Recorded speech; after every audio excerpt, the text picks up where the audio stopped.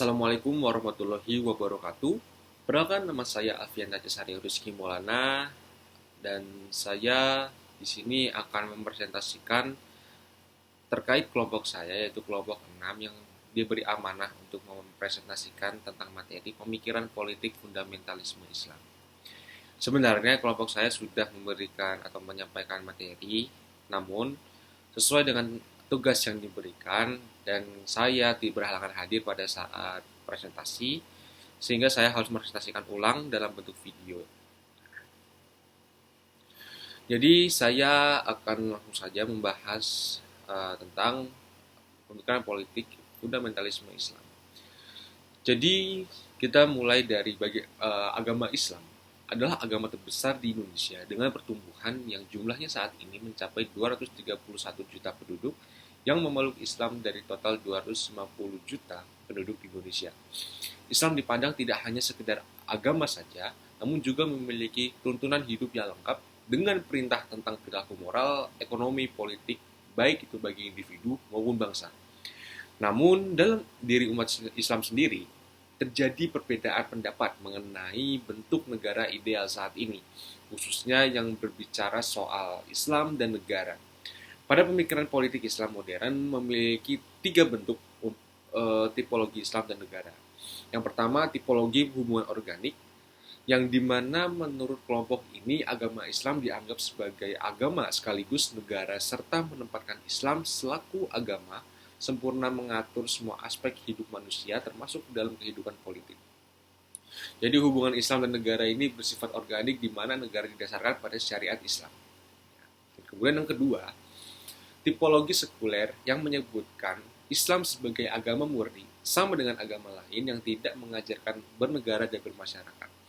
Maka dipisahlah negara dengan agama.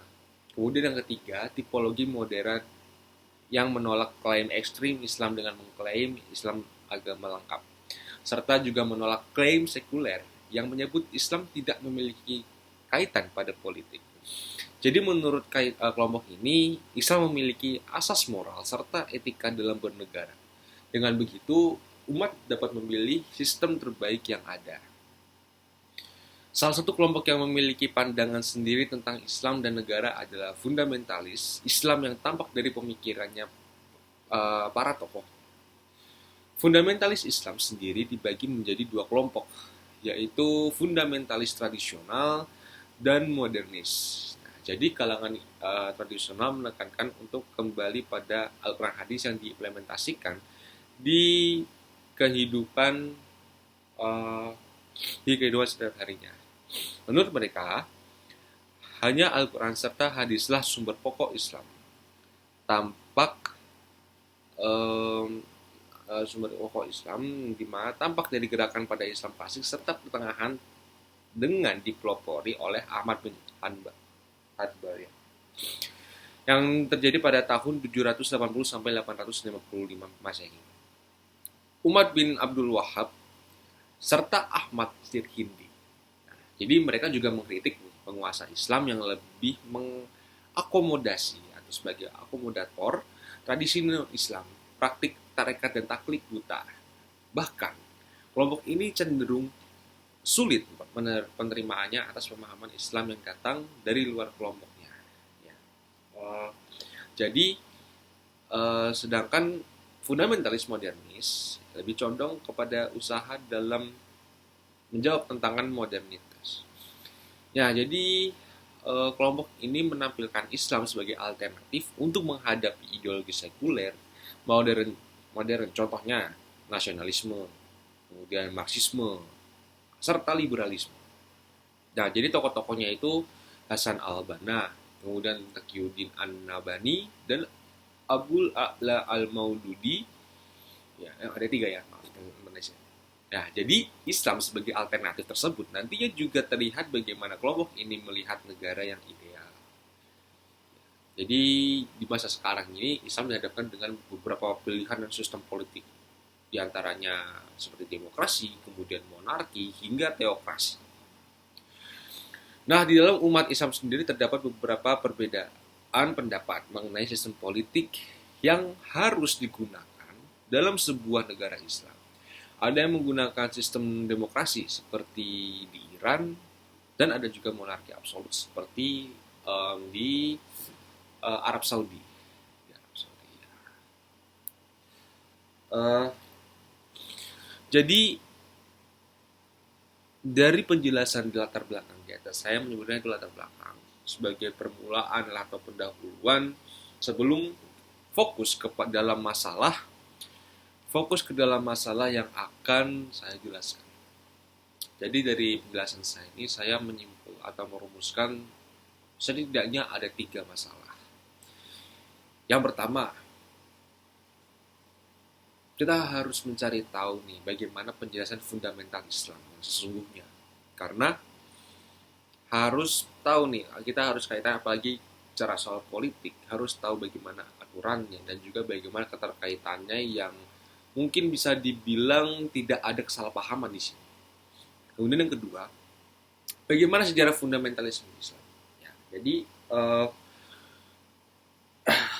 sebelum kita mengenal tentang fundamentalisme Islam, kita harus tahu mungkin sejarahnya. Ya, supaya pengetahuan yang kita dapat ini tidak setengah-setengah. Kita tahu nih silsilahnya dari mungkin awalnya seperti ini, selanjutnya seperti ini, dan kemudian akhirnya seperti ini. Jadi tidak hanya kita mempelajari tentang apa itu fundamentalisme, tapi kita harus juga mengenal dan akrab dengan sejarahnya dari fundamentalisme Islam itu sendiri. Yang kemudian ketiga, bagaimana fundamental Islam dalam kepercayaan.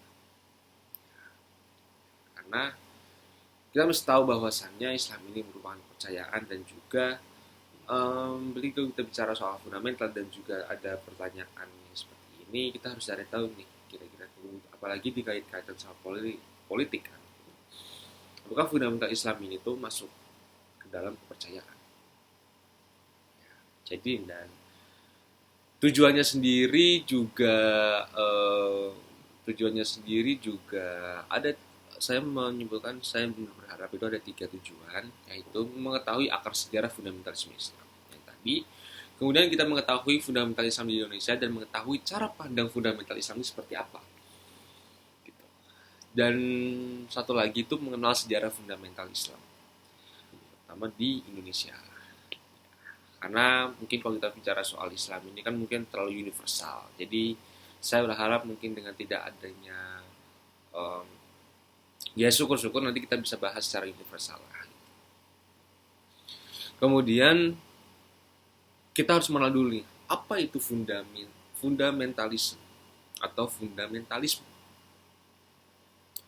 Kalau kita misalkan fundamentalisme Islam itu bisa diartikan sebagai gerakan umat Islam atau gerakan umat Muslim konservatif yang berniat mengembalikan nilai fundamental agama dan hidup mirip seperti gaya hidup Nabi Muhammad dan para sahabat Nabi. Kaum fundamentalis ini atau kaum fundamentalisme Islam menggunakan tafsiran harfiah dan originalis terhadap sumber-sumber primer Islam, yaitu seperti Al-Quran dan Sunnah. Sudah pasti itu. Nah, jadi untuk menyingkirkan apa yang mereka anggap ini pengaruh-pengaruh non-Islam yang merusak dalam tanda kutip dari setiap bagian dari kehidupan mereka dan memandang fundamentalisme Islam ini sebagai istilah ejekan yang dipakai oleh orang luar untuk kebangkitan Islam dan kegiatan Islamis. Nah, jadi istilah fundamentalisme ini secara historis berasal dari agama Kristen sebenarnya. Berasal dari agama Kristen. Kata fundamentalisme atau fundamentalisme ini berasal dari bahasa Latin, yaitu fundamentum, yang artinya adalah dasar. Namun kita harus juga korek lagi nih. Menurut Kamus Webster, terdapat 2 arti yang mengarah kepada kata fundamentalisme, yaitu yang pertama, gerakan protestanisme pada abad ke-20 yang menekankan penafsiran pada Alkitab secara literal atau harfiah sebagai sesuatu yang mendasar bagi hidup dan pengajaran Kristen. Yang kedua, suatu gerakan atau sikap yang menekankan ketelitian dan ketaatan secara harfiah terhadap sejumlah prinsip-prinsip dasar.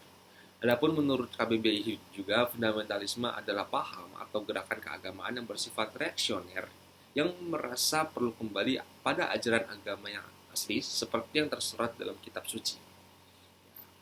Jadi istilah fundamentalisme ini pada awalnya lahir pada agama Kristen di Amerika Serikat oleh gerakan kaum reaksioner Kristen di Amerika Serikat pada tahun 1870 yang merasa terancam oleh ajaran-ajaran teologi liberal dan evolusi sehingga perlu kembali ke asas fundament.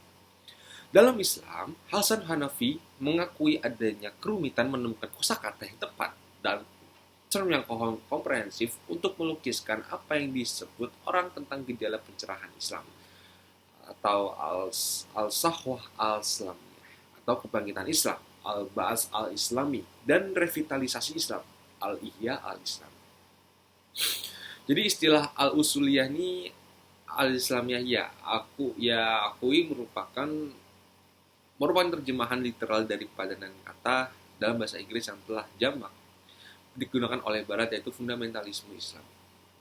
Jadi unsur penting dalam pandangan fundamentalisme Islam adalah pandangan bahwa dunia Islam sedang mengalami kemunduran dalam segala aspek. Ya. Ini perlu digaris bawahi. Unsur penting dalam pandangan fundamentalisme Islam ini adalah pandangan bahwa dunia Islam sedang mengalami kemunduran dalam segala aspek. Hal ini disebabkan oleh ditinggalnya ajaran Islam oleh pemeluknya serta tidak menjadikan Islam sebagai pedoman hidup yang menyeluruh. Jadi, oleh karena itu, terminologi fundamentalisme Islam ini berarti balik pada fundament-fundament atau dasar-dasar keimanan, mengukuhkan dasar otoritas yang sah seperti politik umat. Ya. Jadi kemunculan fundamentalisme Islam dalam sejarah Islam modern ini bisa dibilang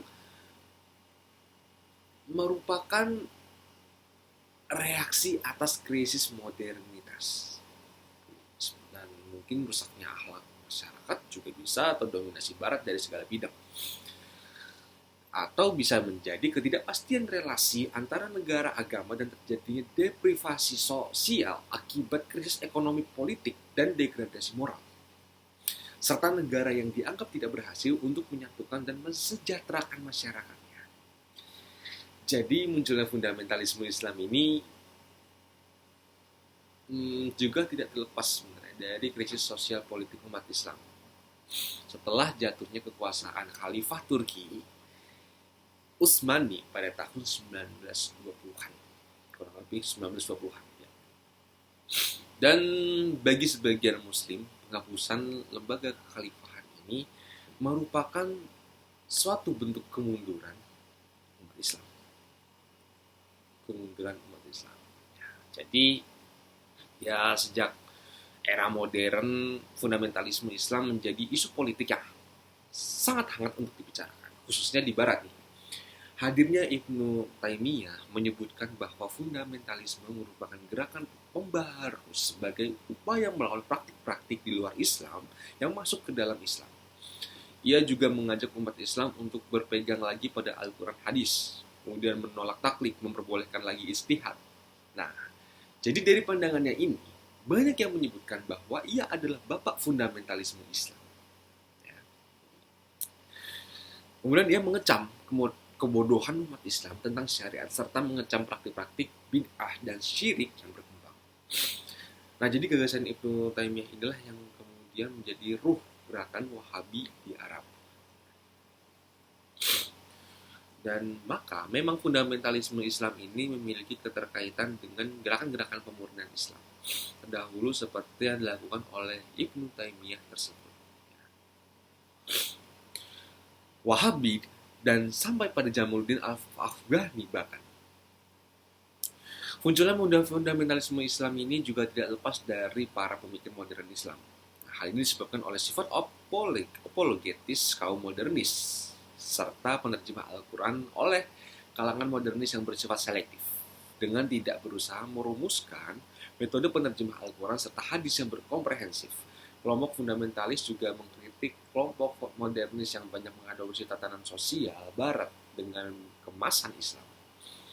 Sehingga Fazlur Rahman Fazlur Rahman menyebut bahwa kelompok modernis dituduh sebagai agen barat yang mengorbankan Islam. Dan jadi kelompok fundamentalis juga mengkritik dan melawan kelompok modernis yang menunjukkan liberalisasi Islam, sebaliknya begitu. Nah, jadi munculnya fundamentalisme ini juga sebagai reaksi atas westernisasi pada umat Islam, atau mungkin Islam yang mungkin kebarat-baratan gitu kan ya. Mungkin bahasa Islamnya seperti itu. Jadi khususnya negara-negara Islam yang mendapatkan kemerdekaan pasca Perang Dunia Kedua.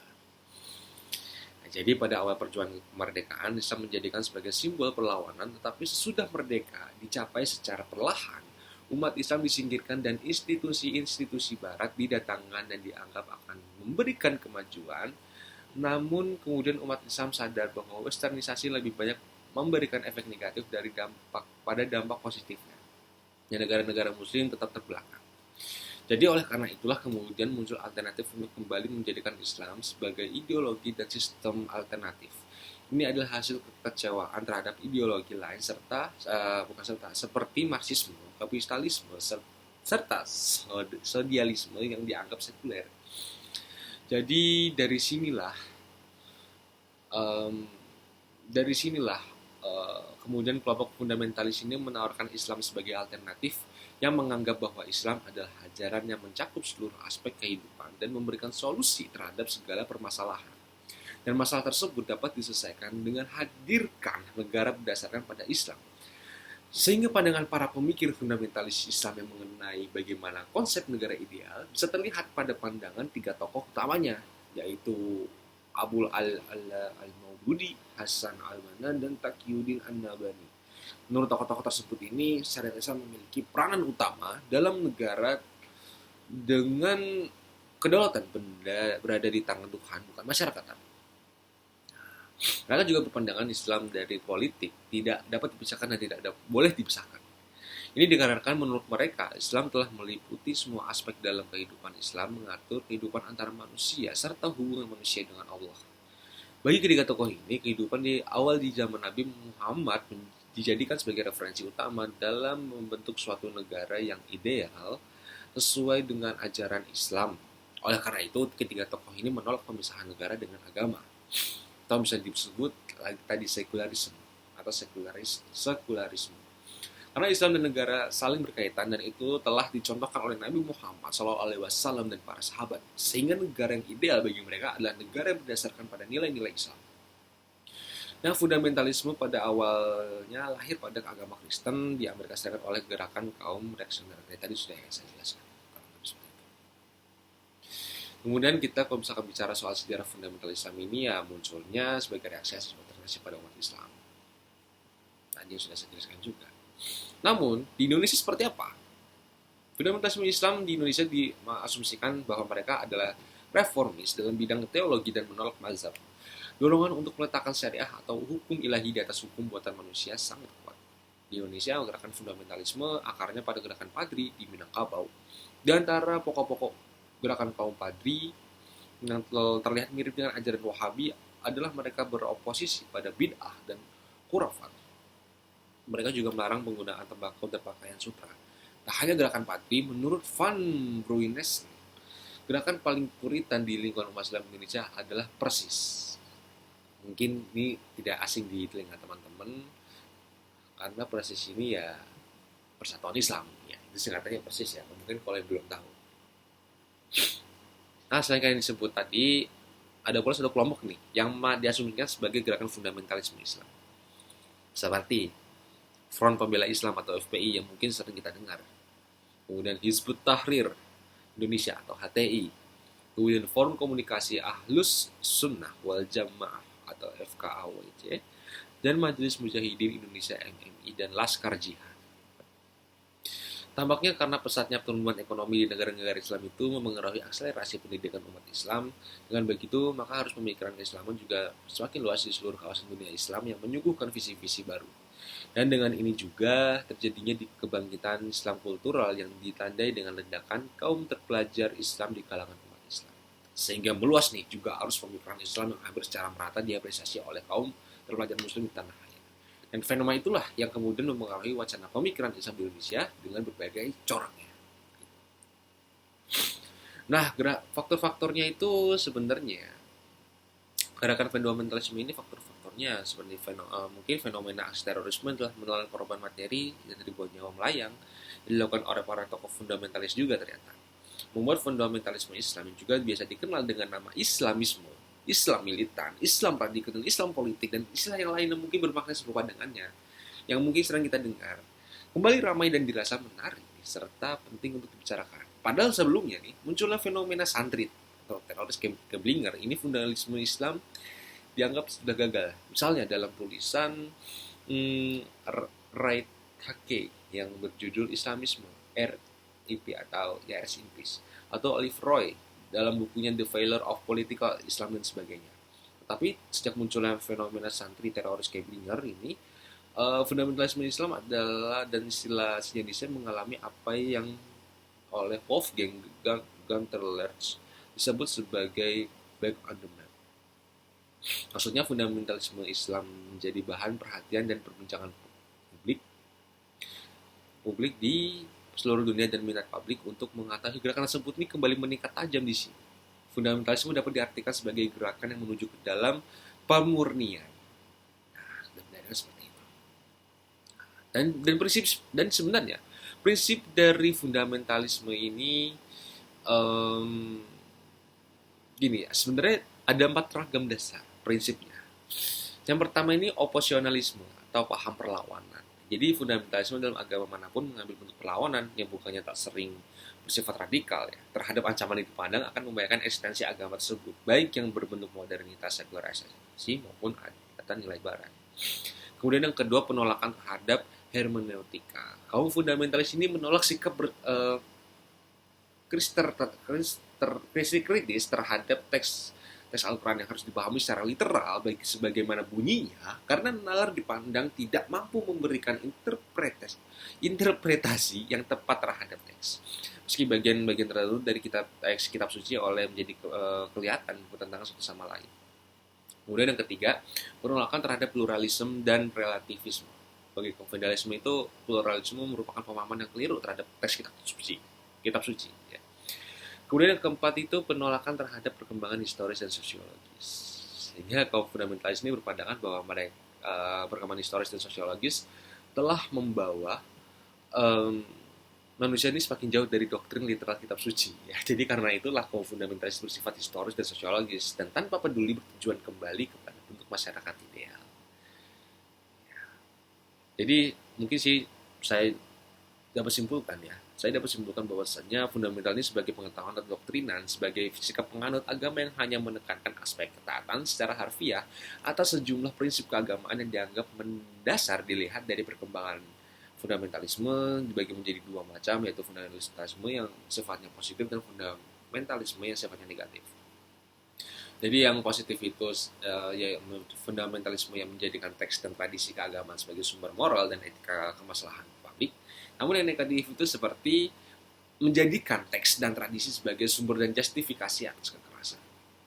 Mungkin kurang lebih itu teman-teman terkait pemikiran politik fundamentalisme Islam. Nah, jadi mungkin sekian dari saya dalam video kali ini. Semoga apa yang saya sampaikan bermanfaat dan saya ingin mengucapkan mohon maaf apabila ada kata dan tutur kata saya salah. Semoga kurangnya saya bisa dimaafkan dan lebihnya semoga bermanfaat untuk kita semua. Jadi saya akhiri, kurang lebih mohon maaf, bisa melihat. Wassalamualaikum warahmatullahi wabarakatuh.